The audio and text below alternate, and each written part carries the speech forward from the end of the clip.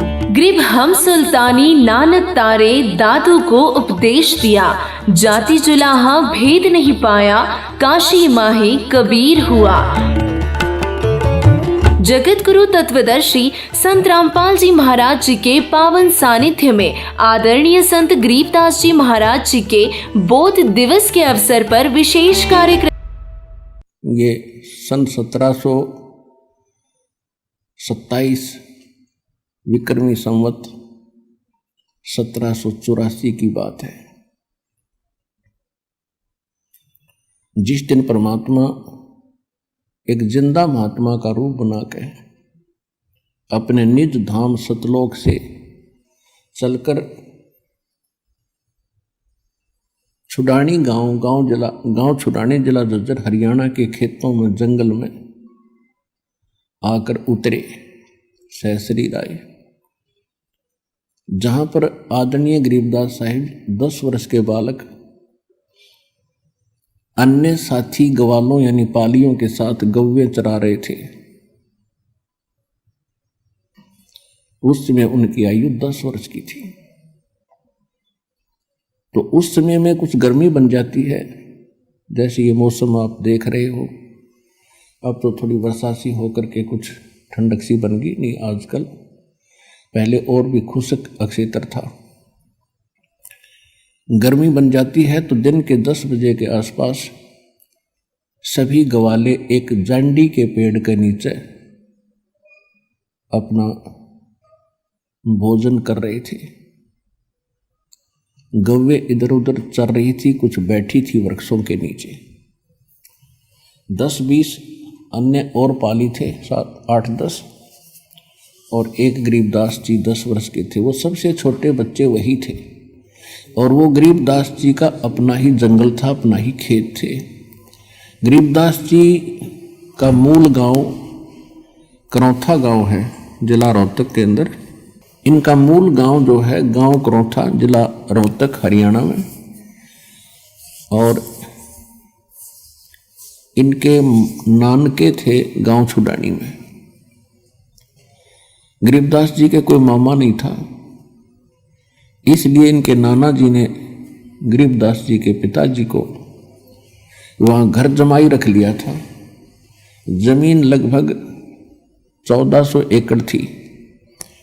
उसका वारिस कोई ना होने से अपने दामाद को श्री शिवदयाल जी ने वहाँ रख लिया था।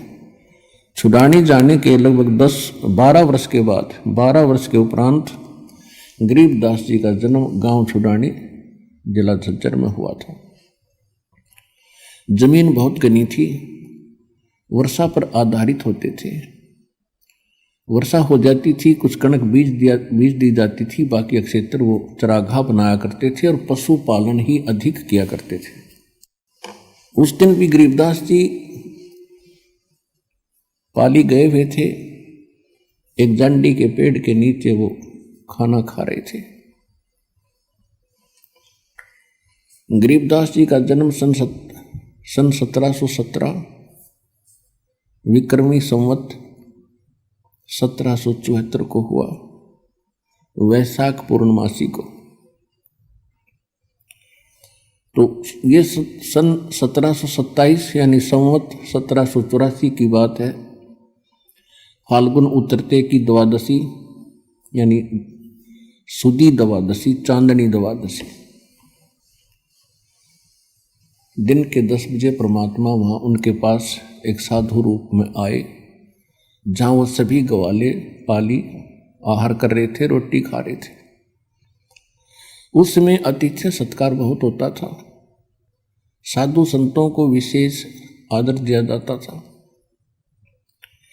तो वहाँ गवालों में, पालियों में 50 वर्ष के, 40 वर्ष के, 20 वर्ष, 28, 17 और छोटे बच्चे गरीबदास जी 10 वर्ष के थे। जब परमात्मा उनके पास से निकट आए, जैसे कोई यात्री होता है, तो सभी ने कहा कि महाराज राम राम। परमात्मा ने कहा भाई राम राम। कहा आओ महाराज खाना खाओ। परमेश्वर ने कहा भी खाना तो मैं अपने गांव से खा कर आया हूं। कौन गांव है आपका? परमात्मा ने कहा सतलोक गांव है मेरा। फिर सभी ने कहा जी खाना नहीं खाओगे तो दूध तो पीना ही पड़ेगा। हम साधु संत अतिथि को बगैर कुछ आहार किए नहीं जाने देते, ये तो आपने स्वीकार करना ही पड़ेगा। परमात्मा आए तो इसीलिए थे। तो परमेश्वर ने कहा भी ठीक है मैं दूध पीऊंगा, लेकिन मैं कंवारी गाय का दूध पीता हूं। जो बड़ी उम्र के व्यक्ति थे, ग्वाले थे, वो कहने लगे बाबा जी आपकी नीयत नहीं है दूध पीने की, आप तो मजाक कर रहे हो। परमात्मा बोले भाई अगर दूध पिलाना है तो पिला दो, तो कुंवारी गाय का पीता हूं। इतनी डिस्कस हो रही थी, गरीबदास 10 वर्ष के बालक खड़े हुए एक कुंवारी गाय ले आए जो 1.5 वर्ष की बच्चिया थी, और कहा महाराज जी इसका ना तो बच्चा हुआ है ना इसके कोई सतन है, ये दूध कैसे देगी? परमेश्वर कबीर जी ने कहा कि बच्चों कोई तुम्हारे पास ऐसा बर्तन हो वो लाओ जिसमें दूध निकाल लेंगे।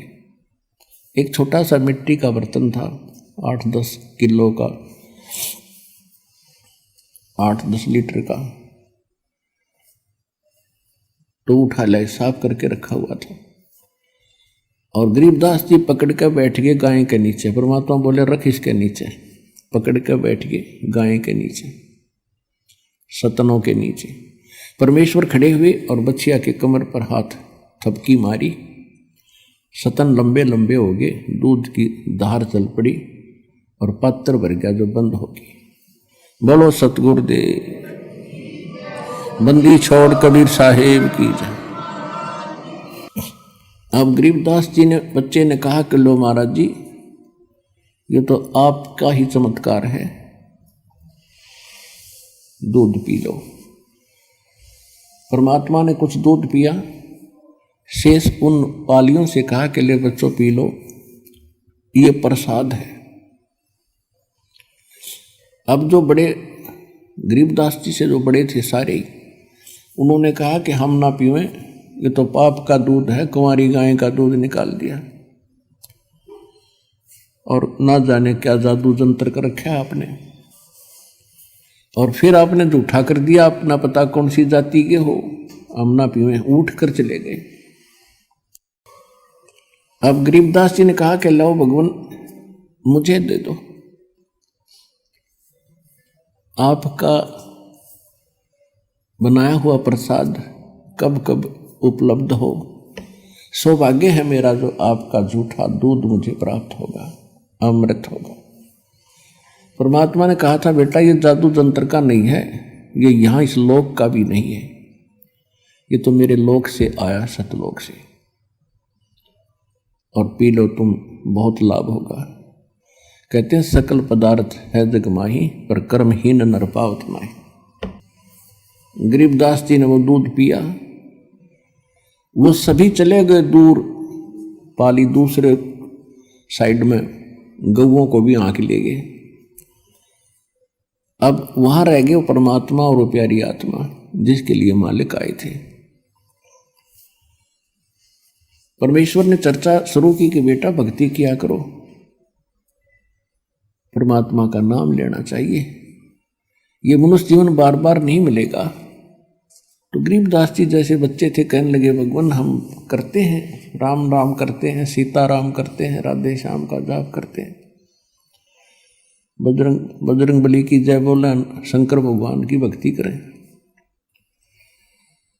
फिर परमात्मा ने काफी देर तक उनको समझाया बेटा ये इनकी भक्ति से मोक्ष नहीं हो सकता, आपका जन्म और मृत्यु नहीं मिट सकता, आपके कर्म के अंदर यानी प्रारब्ध के अंदर जो लिखा है कोई पाप कर्म जिससे आपको कोई हानि होनी है, तो इन भगवानों की भक्ति से वो समाप्त नहीं हो सकती। इन भगवानों की भक्ति करने से आपको पुण्य और पाप दोनों ही प्राप्त होंगे। और कहते हैं पिछले ही तप से होते हैं पूर्ण हंस मुराद। ये पिछले संस्कार थे उस बालक के, एकदम उसके हृदय में एक विशेष प्रेरणा हुई कि परमात्मा, आज तक हमने यो ज्ञान कभी किसी से सुना नहीं, और ऐसा भगवान नहीं सुना जो आप बताते हो कि वो सब दुख दूर कर सकता है, हमारे प्रारब्ध यानी किस्मत लिखे हुए लेख का भी नाश कर सकता है, हमारे सब पापों का नाश करके हमें पवित्र कर सकता है और मोक्ष पूर्ण दे सकता है। और हमने तो कभी कभार स्वर्ग सुना था, उस स्वर्ग की भी जानकारी पूरी नहीं थी। तब परमात्मा ने स्वर्ग की डेफिनेशन सुनाई, परिभाषा सुनाई कि स्वर्ग तो बेटा ऐसा है जैसे एक होटल होता है, और होटल के अंदर जैसे शिमला, कुल्लू, मनाली साइड में, यहाँ राजस्थान, हरियाणा, पंजाब, उत्तर प्रदेश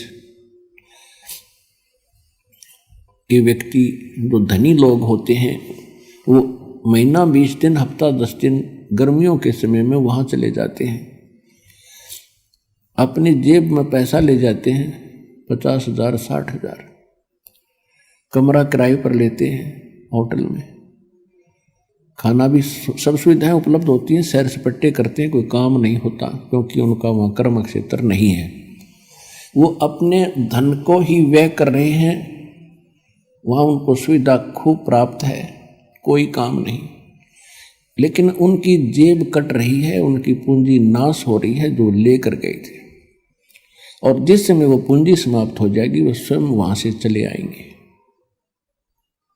अगले वर्ष हो सकता है ऐसा लाभ ना हो जिससे 50-60 हजार रुपये सेव हो जाए, बचत हो जाए, तो वो अगले बार वहां भी नहीं जा सकते, यहीं रहना पड़ेगा।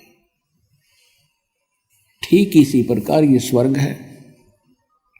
स्वर्ग में भक्ति के धनी व्यक्ति जाते हैं, वहाँ कोई काम नहीं, लेकिन आपके पुण्य वहाँ जमा हो जाते हैं, जो भी खाओगे पियोगे इच्छा करोगे आपको प्राप्त होता रहेगा, लेकिन आपका बैलेंस लेस होता रहेगा, और जिस समय आपके पुण्य समाप्त हो जाएंगे आपको जबरदस्ती वहाँ से नरक में डाल दिया जाएगा,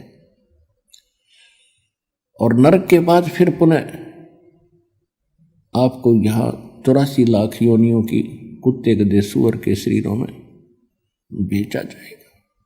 और ये प्रक्रिया आप असंख्य जन्मों से कर रहे हो, भोग रहे हो, इसका निर्वाह कर रहे हो। जहाँ से मैं आया हूँ वो एक ऐसा स्थान है जहाँ आप पहले रहते थे। पूरी सृष्टि रचना सुनाई, आप सभी वहां रहते थे, वहां कभी मृत्यु नहीं है, वहां कोई चीज का अभाव नहीं है, और यहां आपने आज चाहे कुछ भी सुविधा उपलब्ध है आपको, कितने आपके पास जमीन है, चाहे राजा बने हो, ये तो आपके पास रहनी ही नहीं है। मृत्यु के उपरांत ना जाने कहाँ पटकेगा ये काल उठा के। और जिस माया को आप आज अपनी मान रहे हो, इसको आपके नाना जी के पिताजी भी अपनी मान रहे थे, और उसके पिताजी भी अपनी मान रहे थे। अब वो कहाँ है भाई? अब वो कहीं गधे कुत्ते बनकर घूम रहे हैं। तो परमात्मा ने गरीबदास जी को समझाया, ये माया है राम की अपनी कहें गंवारे, जमपुर धक्के खाओगे नाहक बहे बेगार। पूंजी साहूकार की ये बंजारा संसार, और पूंजी माल गंवा दिया इब नाहक बहे बेगार। परमात्मा ने बताया कि बेटा ये पृथ्वी इस काल साहूकार की है, और तुम यहां बंजारे बनकर आए हुए हो। इस पर एक आपने इससे लाभ उठाना था कि अपना निर्वाह भी करते और मोक्ष के लिए भी कुछ प्रयत्न करते। आप उस उद्देश्य को भूलकर यहाँ संसार की भूल भुलैया में भूल चुके हो, और आपने एक ये परंपरा मान ली, बूढ़े होकर तो मराया करें, यानी वृद्ध अवस्था में तो मृत्यु सभी की होती है, और जब तक वृद्ध नहीं होते खूब काम करें, अच्छी संपत्ति बनावें, हमारे आने वाले बच्चे प्रयोग करेंगे।